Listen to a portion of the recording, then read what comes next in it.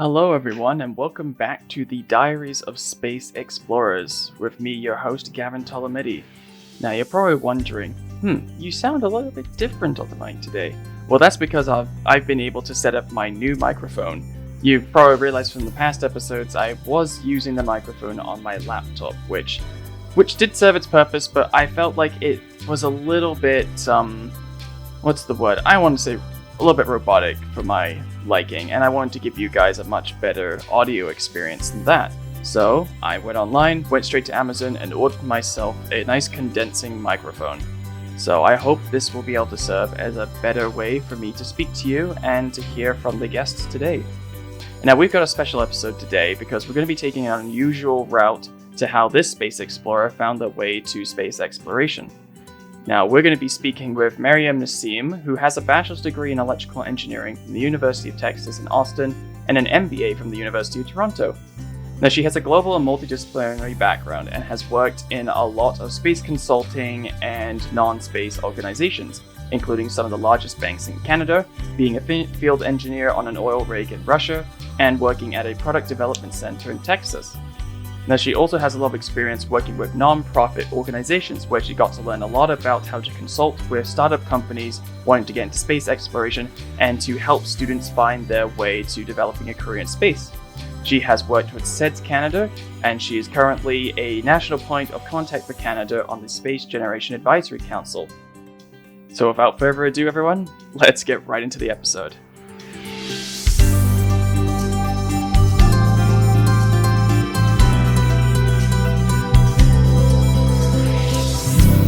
The Diaries of Space Explorers, what if we start from the beginning? What brought you into space exploration?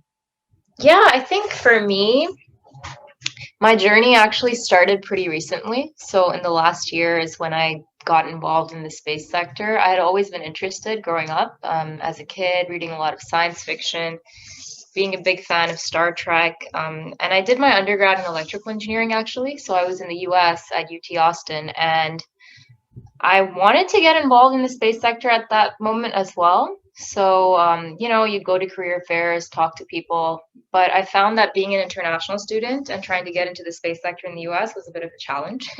So I ended up working in oil and gas in the beginning. That took me to Russia as a field engineer, and then I worked in a manufacturing center in Houston. So I got a lot of interesting experience on the technical side. But it wasn't until I moved to Canada for my master's in business that I started thinking about a career in space again. And after graduating from my MBA, I had worked at a quantum computing startup, doing some business development at a bank here in their enterprise innovation team, looking at emerging technologies. And though these were really interesting opportunities, space was still calling. And I started talking to people in the Canadian space sector, reaching out on LinkedIn, and having as many conversations as I could. Around this time, I also started getting involved in nonprofits like SGAC, where I now serve as the national point of contact, and SEDS-Canada. And it was through a lot of those informal networking opportunities and volunteer work that I was doing that I got introduced to the breadth of roles that are available in the space sector. And that's when I realized that there is an opportunity for someone to get involved from a business commercial aspect. And that's how I started working as a commercial space consultant, which gave me experience in looking at strategic, economic, financial projects for space companies and space agencies. So I did that for a while, and I continued to explore my interest on the technical side of space as well. And I realized I was interested in astrobiology. That led me to currently collaborating with the scientists at NASA Goddard on modeling the ice shell composition of ocean worlds. So that's pretty neat. Yeah, it's something that's quite new to me, but I'm very excited about it. I do this in a volunteer capacity. And I'm also a visiting scholar at the Blue Marble Space Institute of Science, working on science communication activities. So it's been an interesting journey, but I'm very happy that it's allowed me to explore all these different aspects and opportunities in the space sector. Well, I was about to say, this journey of yours, it may have been, as you said, very recent getting into space, but it wasn't definitely not a slow or quiet journey. You definitely managed to take parts of different sectors. Looks like from the start when you said you were in Russia and Houston, you got to look at an industry side. Maybe not a bit space, but you got to see what working at an industry would look like. And then looking at all of your science communication experience, working on volunteered societies. And now you're being the NASA Goddard Center, which I think is pretty cool, looking at some icy worlds. So do you think working at those, going back to when you said you were working in Russia and Houston, do you think working with those companies gave you like a perspective of what life is like outside of academia? Oh yeah, for sure. And this was just the same company, Schlumberger. So they're an oil field services company, and it was a program called Tech and Field. So it involved an initial 1.5 year assignment in an international location on an oil rig. For me, this was Russia. And then after that term ends, they transfer you to their product development center, which was in Houston in my case. So it was very interesting because I got to see two sides of working for this same company, but different processes. So in the field, I was helping to actually run the drilling tools, but when I was in the manufacturing center, helping to build and test them before they get shipped to the rig. And I think that industry experience was really invaluable. Getting that exposure very early in your career, especially the part in Russia, like I will never forget it. I want to say it's been almost 7 years now since I left Russia, but it feels so immediate still because it's one of those experiences that just has such a big impact on your life that you never forget it. And it definitely builds a lot of character. And it was the same in the manufacturing environment, very high pressure, really tight production deadlines. And I had pretty much just come out of college, just a couple of years, but I already had technicians and assemblers who I was sort of in charge of for the technical side of the activities. And they would like come to me if there were any issues, and I had to make calls on the spot on what needs to be done. Even though I'm not like their direct manager in terms of like salary and reporting, but it was sort of like a cross-functional technical reporting structure. And I felt completely out of my depth in the beginning, but it really helps you understand like how to motivate people even when you're not directly supervising them. But in terms of the bigger goal and project, it gives you a lot of exposure on how to get things done. Mhm. Yeah, I was about to say, like, getting to work in those environments and assuming getting to work as a team as well gave you definitely the essential skills that nearly any sector in industry or academia actually needs. So then after you worked with oil and gas and decided, okay, I'm going to go get more education and more experience back in the space sector, was there a moment when you realized there was like enough was enough being with oil and gas, I want to get involved with space? Yeah, I think for me, when I was doing my master's in business, I still at that point didn't know, like, can I actually have a career in space? So I didn't go to do that master specifically to join the space sector, but to sort of diversify the breadth of experience I can have. Because as an engineer, you get very specialized, especially as an engineer in the oil and gas sector. I had gotten very, very specialized in drilling technologies and tools, but I didn't know anything outside of that industry. Even within that, I didn't know like how does project management at a business scale work? Like how do you manage the budget? How do you pitch new business? Like all those things that go around the project were not familiar to me, just my little piece of the technology and shipping out those tools. Which is why I did the business degree, and I envisioned I would get more involved in like project management in technology in general, like technology companies. And so when I left the MBA, that's sort of what I leaned towards. I ended up joining a quantum computing startup, doing business development for them. And then Okay. after that, I ended up joining a bank, doing sort of internal consulting on emerging technologies. So staying close always to my interest in technology. But it was actually when I was at the bank when I really began to think about my career again. I was doing really interesting stuff, but I really felt like I need to explore my interest in space more because the Mhm. situation has changed. I sort of reevaluated where I'm at. I now have a business degree. I'm now in Canada. I imagine the landscape here will be different. And I hoped it would be from the US. And that's when I started actively sort of reaching out to people, having these conversations, what you might call networking, to try to see if there might be an opportunity for someone with my background to join the space sector here. Yeah. Let's say it's definitely not been a linear path Not for at you? all. It looks like it's been more of a, well, it's the phrase they use in Doctor Who to describe time travel. Spacey, wacy, timey-wimey stuff. So I'm just imagining like a yarn ball of a path going everywhere, but it goes to the end goal eventually. But I Yeah, think, exactly. but the interesting thing is though, is that even though you didn't get to space very as fast as you probably wanted, it like working at a startup, getting to work at a bank as well, you still kept on building your skill set. You built up your knowledge of what life is like in other sectors, and I'm guessing maybe in a way it further strengthened your reasoning for wanting to get into space, being exposed to all these different environments. It's like almost reminding yourself, or Mm. I hope maybe it was reminding yourself, like, this is actually why I want to go to space and not have a job that's like this. Yeah, I think you make a good point. I think there's two things. One thing is you have to take some risks in life, and be open to changes. So one thing I always say, which is actually a very famous quote, is you miss like 100% of the shots you don't take. So it was one of those moments in my life where I'm like, I need to give this a shot. I need to try to see if I can get involved in space. And the other thing is certainly, even though your path may not be linear, I always encourage people, especially those that reach out to me from other industries, you can 100% leverage the skills you have and the experiences you've already gained working in those other roles to work in any sector, be it space. Like, don't be scared to make that change. Not everyone has like a straightforward path where they did aerospace engineering, they joined NASA maybe, and then they've worked X number of years and now they're a research scientist, or, they joined the space companies straight out of graduation. That's not the path for everyone. And another really important learning is space is not just for scientists and engineers. It's truly become very, very commercial, and there's like a whole ecosystem around it, which I was not exposed to until the last year when I started having conversations with a lot of different stakeholders.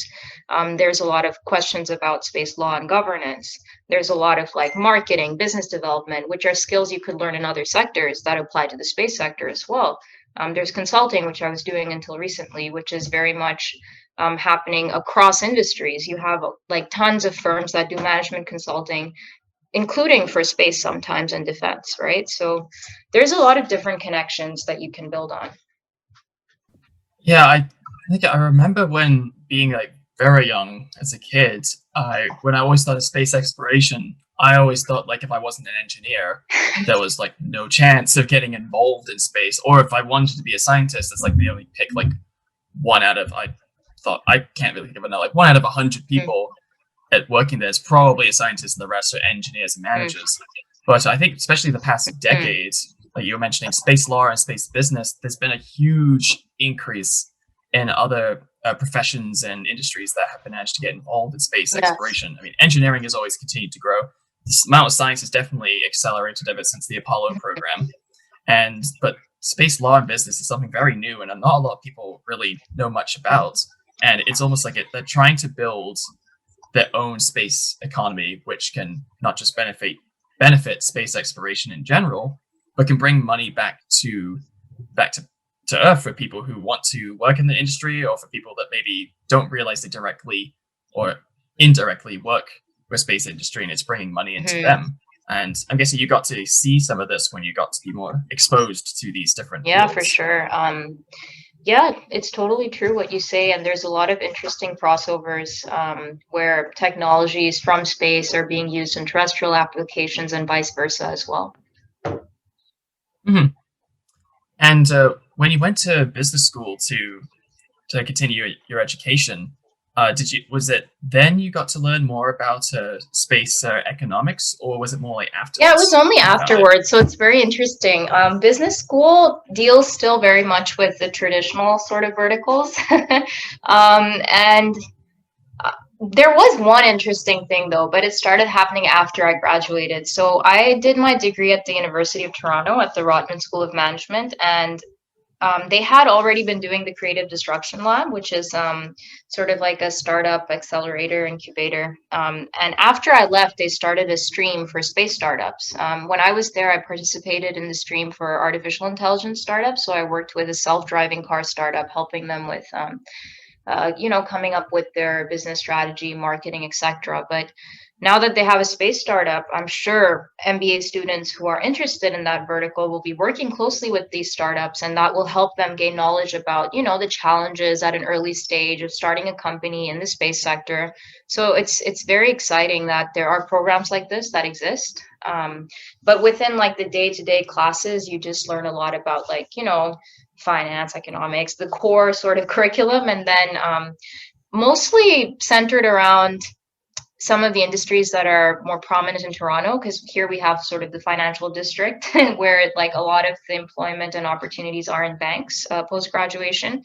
But I would say it was mostly self-directed on my end. Like all the initiative to enter the space sector came post MBA, definitely building on the skill set I had learned during the MBA, especially the networking. One really great thing they teach you in business school is how to reach out to people for networking, basically, which is something I'd never learned as an engineer. As an engineer, you're sort of like doing your own thing at your desk, and like this is not something that's actively taught to you how to do. In business school, they call it a coffee chat.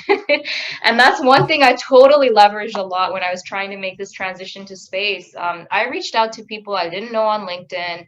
I found emails from techniques I had learned in business development working at the startup, and I was not scared to put myself out there. And I would say that the community was pretty welcoming. On average, like 80% of the people I reached out to were willing to have a conversation. And for the people that don't respond, there's always like someone who will. So just keep at it. Yeah, it's always good when you hear that you found the environment welcoming when you wanted to get into the space sector. That there's always that, I know of a lot of people, there was always that fear when they want to find out what to do next. They're afraid to email someone because they don't know if one, someone will maybe read their email, or two, read it and think, oh, I'm not going to respond to this person. But I think when you said 8%, I think that's actually true in any other sector. I think a majority of the time people do respond. And most of the time when people don't, it's usually just because they're extremely busy. Exactly. Sometimes you read an email and you forget to respond to it. Because we've all been there sometimes where we're so busy that we can't keep track of our own inbox.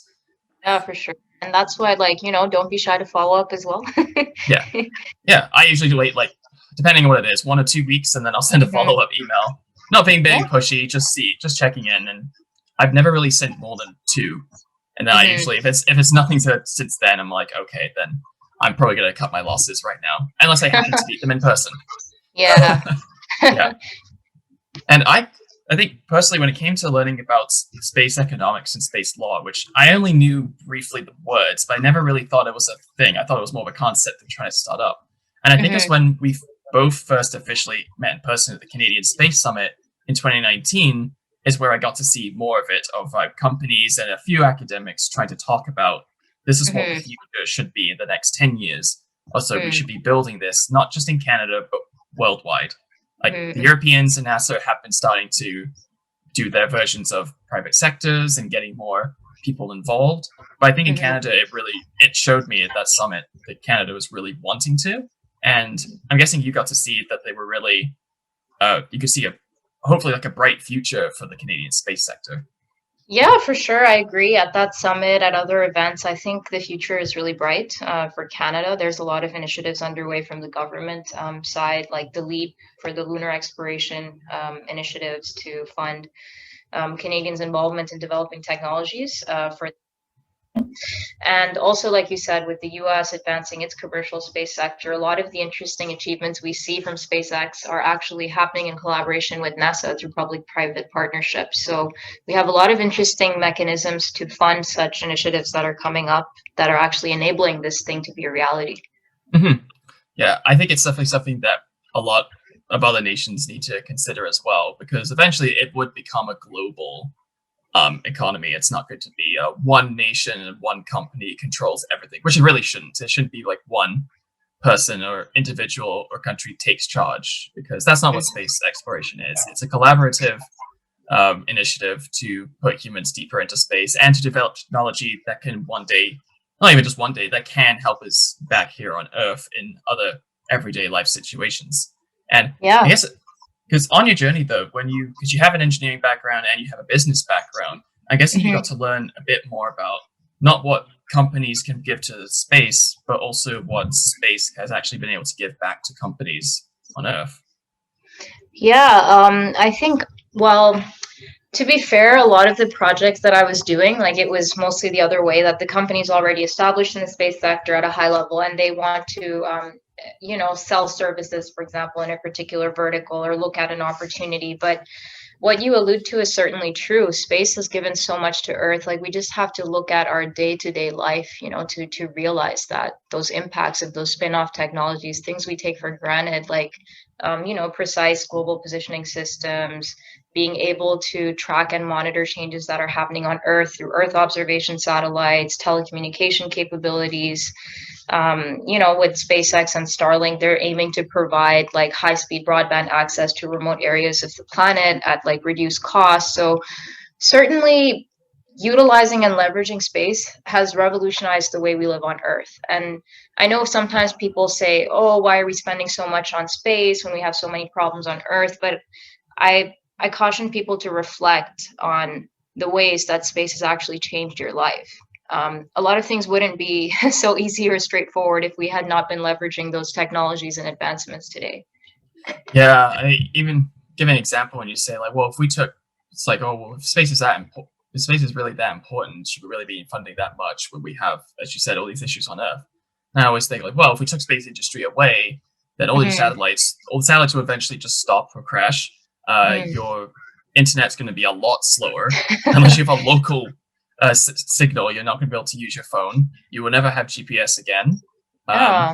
And eventually you're going to see a decrease in some major artificial intelligence and a robotic technology that's used in mining, medical industry, and in just exploring areas on Earth. And I think one, and a recent one I learned about was called Neuralink, where they, because of the Canadarm on the International Space Station, they're able to develop a mini arm that can help perform brain surgery.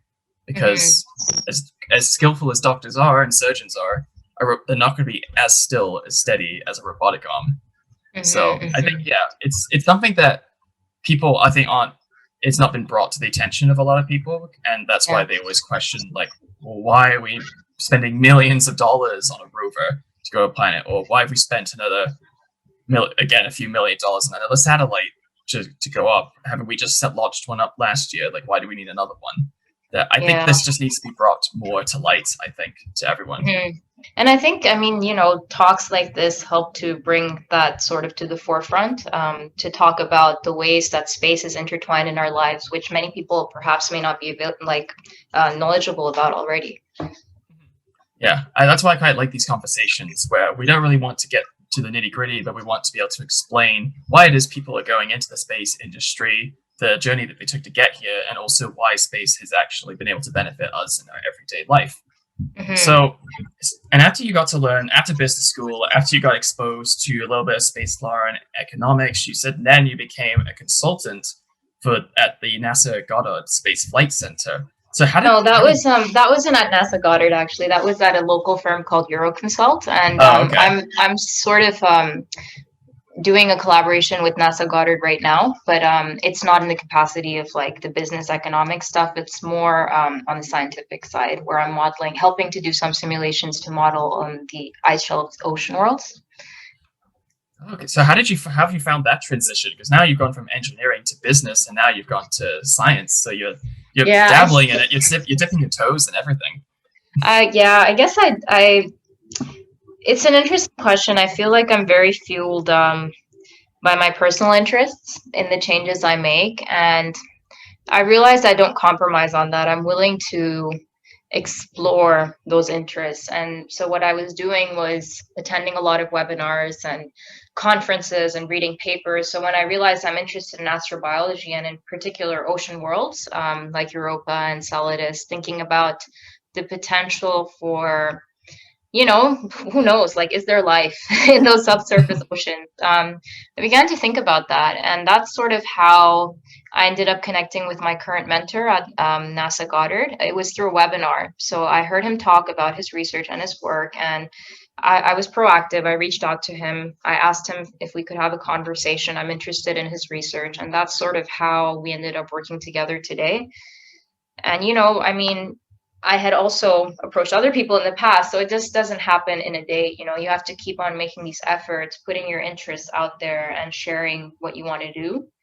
And you might come across the right opportunity to be able to explore that. Yeah.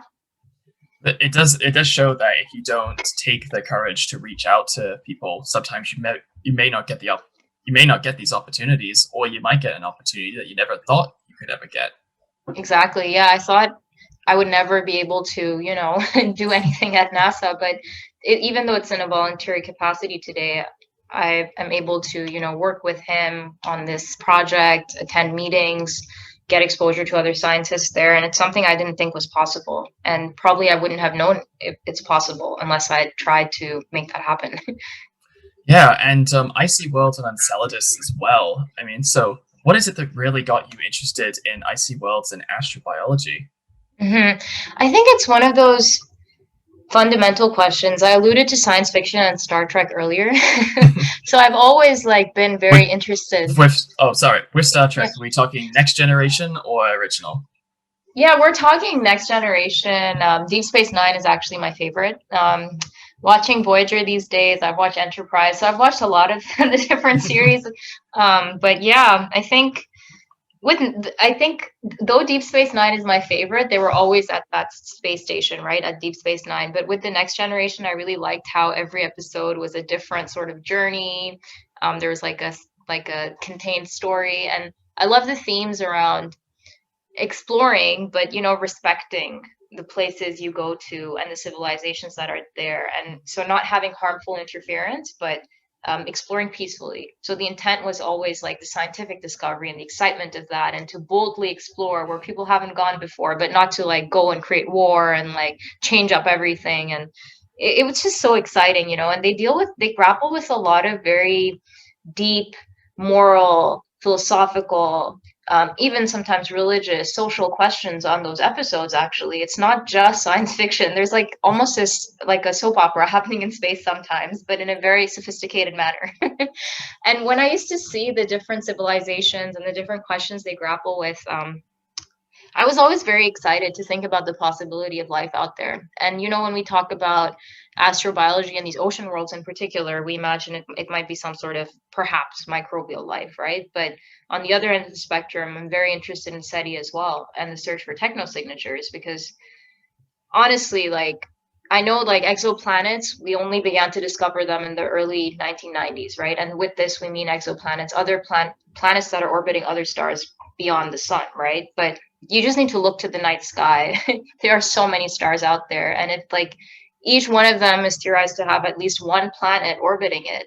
And this is like the Milky Way alone has like 100 billion to like maybe 400 billion stars, and there's like galaxies upon galaxies besides the Milky Way. Personally, I feel like there has to be something else out there, you know?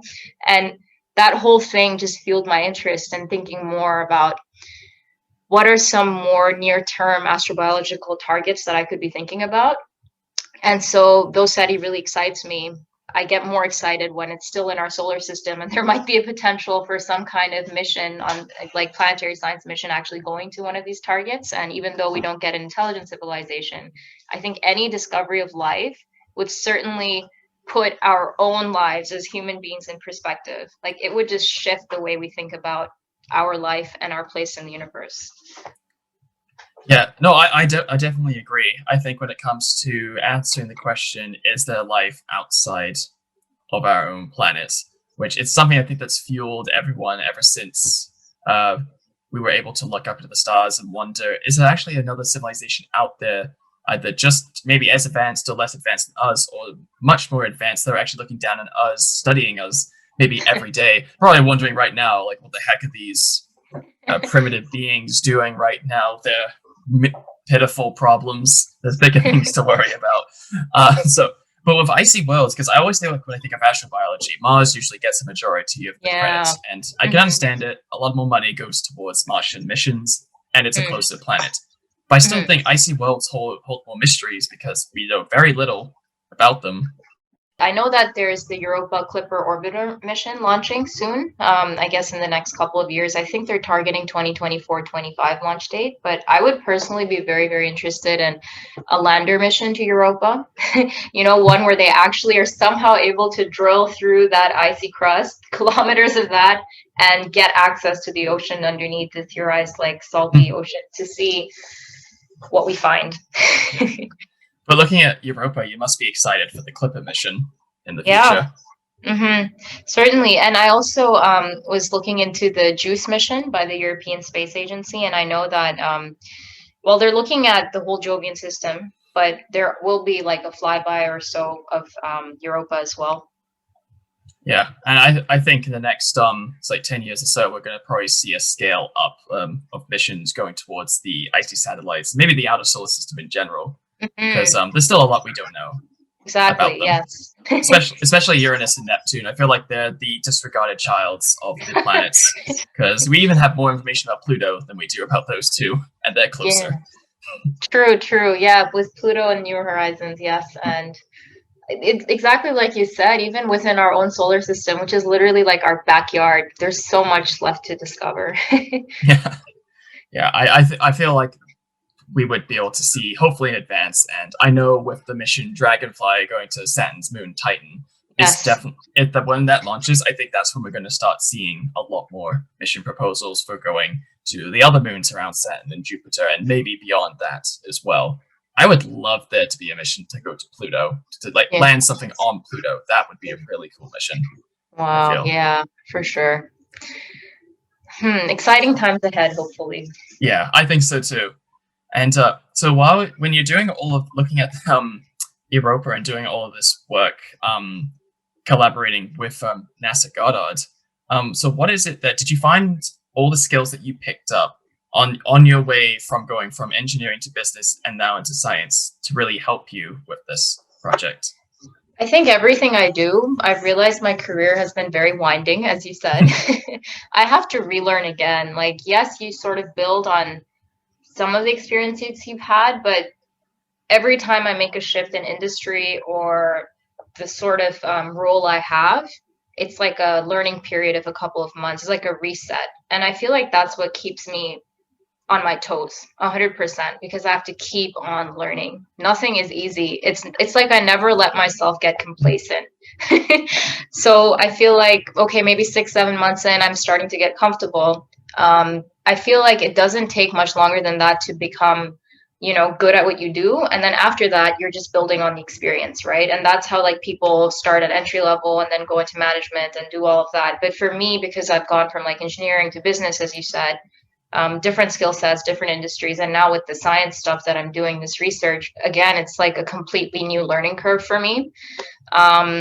I do feel like some of the engineering thing has been helpful. Like, for example, when I was running some simulations, exposed to some code, I was like, okay. So like some of the same bulbs are firing in my brain where I'm like, oh, this reminds me of like troubleshooting days back in like, it's been a long time since I did like any kind of simulations or looked at code. But I found that it was interesting and reminiscent of engineering days. And then, yeah, like reading those papers, certainly I think some of the research stuff that I've been doing on the business side, like trying to pick up some key concepts, that helps.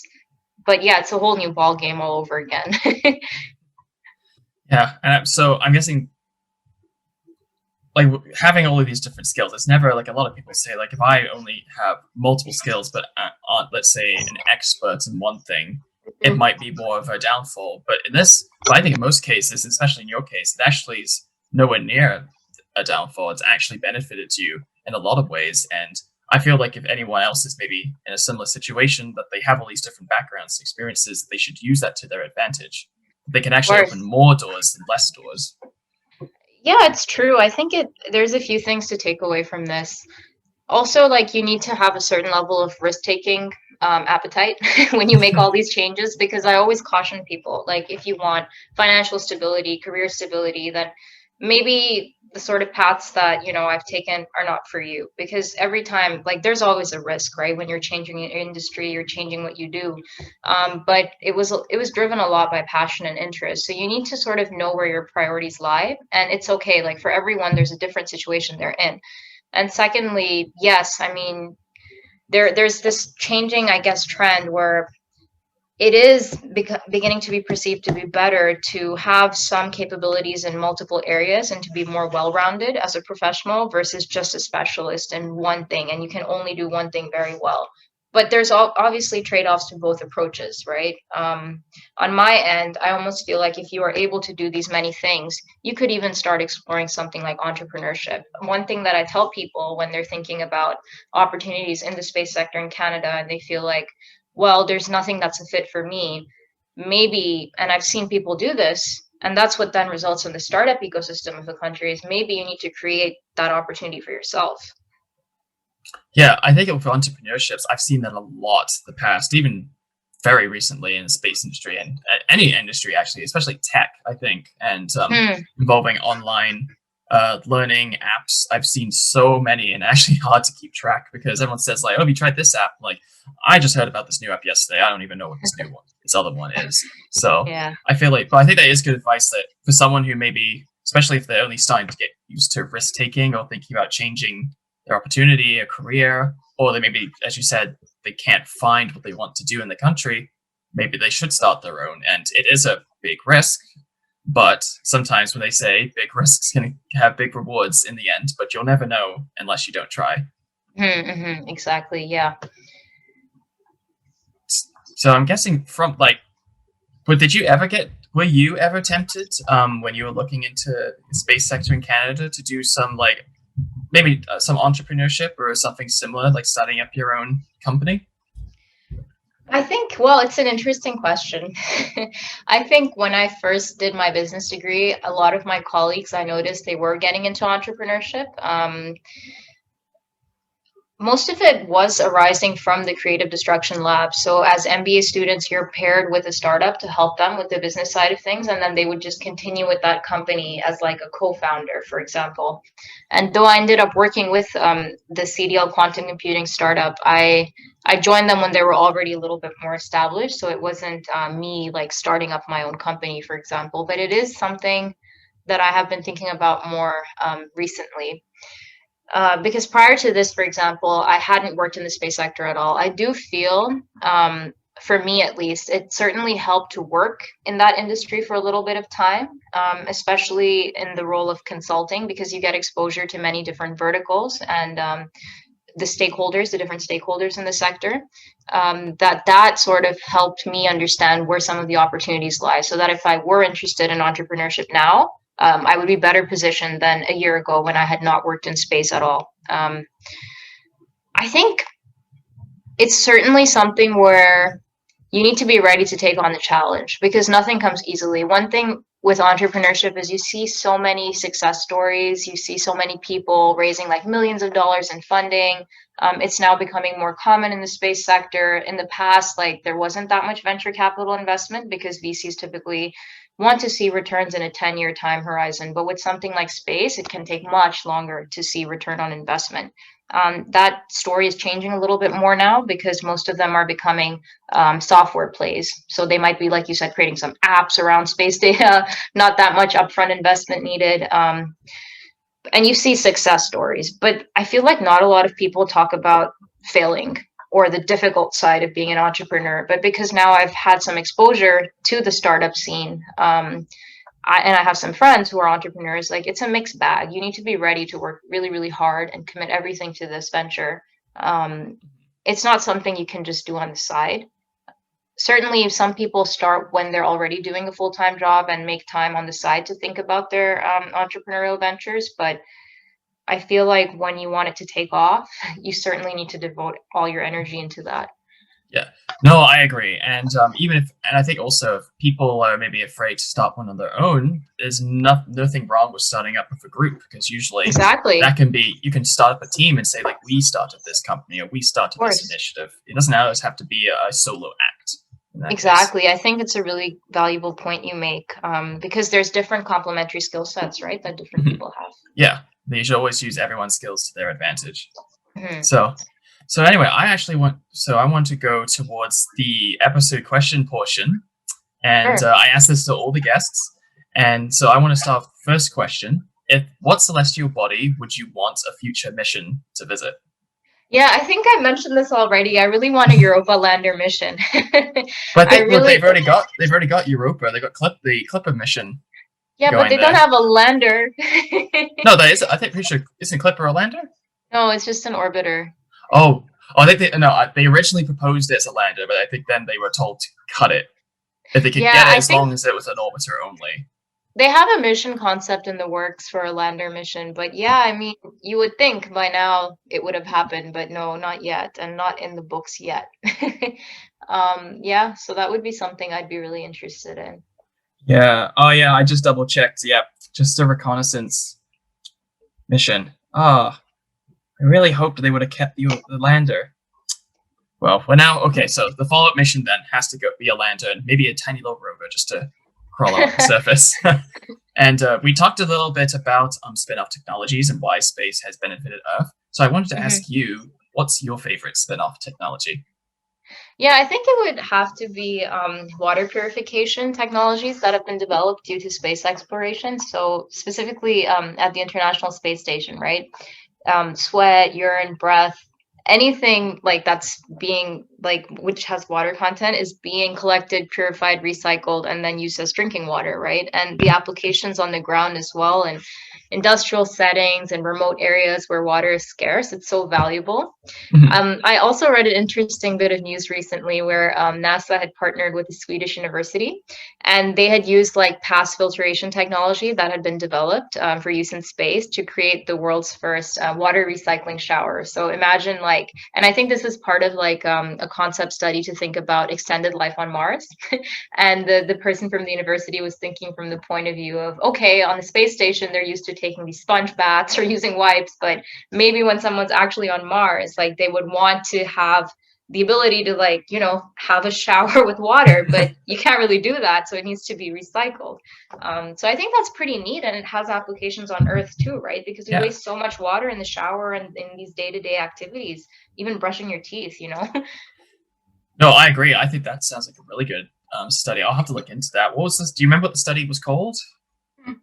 It was just on their website, actually. I'll send you the link. It was NASA does their space spin-off technologies every year. I think they publish an article where they summarize some of the interesting spin-offs. So I think I came across it in that, and I can send you the link for that later. Okay. And so for everyone listening, I'll add that to the show notes if you want to learn more about it. And so the final question, being in the Diaries of Space Explorers, who is your favorite space explorer? Yeah, it's an easy one for me. It has to be Chris Hadfield. I read good his old book. Canadian. Yeah, he's our hero, and the first Canadian commander of the International Space Station. So I read his book, An Astronaut's Guide to Life on Earth. It had a very profound impact on me. And then I also had the honor of meeting him in person, actually. So I was at an event in Toronto for the Creative Destruction Lab, and he's the stream lead for the space stream that I mentioned earlier. And so, yeah, he was so, firstly, I was in awe of actually meeting him in person, but it was a very interesting interaction. He's very approachable, and he asked me if I play a musical instrument. I said no, not yet. And then I asked him what his favorite part about being in space was, and he said the spacewalk for sure. And he also writes about that in his book. I find that he invokes a lot of imagery in his writing. So yeah, it was really great meeting him. And yeah, besides all the hero worship, in reality, he does so much to promote public awareness about space, and that's so inspirational. Yeah, I think when everyone thinks of Chris Hadfield, that YouTube video of him playing the guitar in the space station always comes back. And I know every time I think of him, that's the first thing I think of, him just floating, playing a song. So, yeah, I think that's a really good space explorer to look up to. For sure, yeah. So anyway, Miriam, I wanted to thank you for coming on the show and talking to us about your journey. I mean, this is quite, again, not a linear journey, jumping from engineering to business to science and to not volunteering at organizations. So I think it's a journey that a lot of people should realize that you don't have to, it's not always a direct path. You can take many winding roads, but you will get to your goal in the end. Yeah, thank you. Thanks so much, Gavin, for having me on your podcast. And thanks for doing this amazing series. Yeah, no problem. I hope you enjoyed the previous episodes and everything to come from that from here on out. Yep, I'm really excited. Thanks.